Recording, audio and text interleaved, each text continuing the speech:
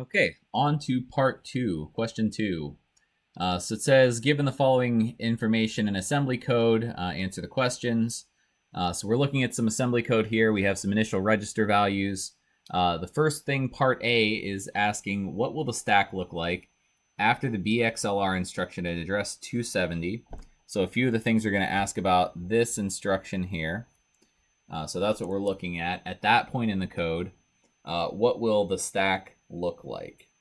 So we kind of need to follow through the code first to see what happens. So we start in main like usual. We are going to execute all of main until we get to B init. Once we get to B init, we are going to, or BL init, we're going to jump to init. Init is going to run. It doesn't have a branch at the end, so we're just going to fall through. We're going to keep going until we get to this B label C. That's going to jump us to here. We're then going to execute that code. We get to this B label B. So that's going to jump us back up to there.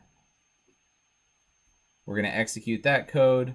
And then we're at the BXLR that they're asking us about. So for the time being, this is the only code that we care about, is going through main, jumping to init, going through init, jumping to label C, going there, jumping back to label B, and then going back to some code. We're not quite sure exactly where that's going to be yet. We're not thinking about it for this part of the question, or we don't have to think about it for this part of the question.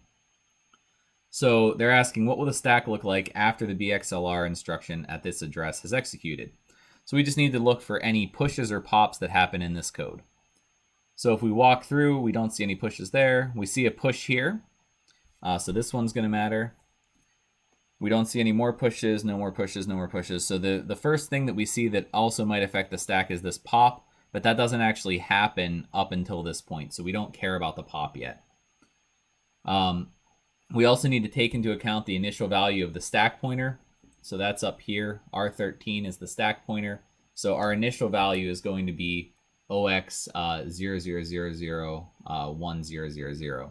So I'm going to put that actually here just to show us that this is what our stack started at.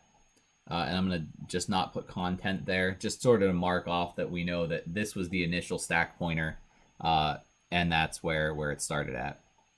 Okay, so this push is what we're concerned with. So we're going to kind of expand that into what it actually would be, because we have multiple registers here.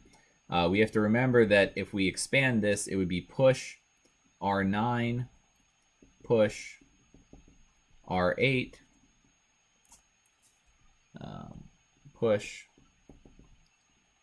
R5, and then push R4. So why is that? We have to know that that we have whatever number of registers, whatever registers are in these braces, we push those in reverse order or descending order, starting from the highest numbered registers. So R9 goes first, then R8, then R4, then R5, even though we list them in a different order. Okay. We need to also look to make sure those don't get changed from the initial register contents. So R0 changes, R1 changes, R2 changes. We branch link, that changes the link register, which is R14. So we'll keep in mind that that's R14 there. And this is PC at R15. But those don't change the registers that are going in here. And then we push everything onto the stack. So we're good to use the initial values that we're given. We just have to put those values in the correct order. So we're going to do push R9. That means we have to go to address. What's going to happen is we're going to do a push is going to expand into SP equals SP minus 4, and then store register, whatever number it is, into SP. So we're going to decrement the stack pointer by 4, and then we're going to store into whatever register we're supposed to push to. Push RN, maybe is better over there. And then we're going to store that at the stack pointer. So we're going to decrement this initial stack pointer, the 00001000, by 4. That means we're going to end up with 00000 C is 10000 or 1000 minus 4. It's just hex math for that. And then we're going to store what is in R9 into that location in memory. So R9 is currently 0x00000009. Okay, we're going to do it again for R8.